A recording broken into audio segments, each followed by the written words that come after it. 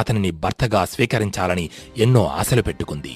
వాళ్ళు అనుకున్నది జరిగే సమయానికి ఎవరూ ఊహించని విధంగా భీష్ముడు అక్కడికి వచ్చి అక్కడి రాజులకు సవాలు విసిరి ఈ కన్యలను తీసుకుని వెళ్తున్నాడు. సాల్వుడు తన రథంపై నిలబడి తన ముందు ఉన్న భీష్ముడితో, గంగాపుత్ర భీష్మ, ఈ రోజు నీకు ఈ సాల్వుడి శక్తి ఎంతటిదో రుచి చూపిస్తాను.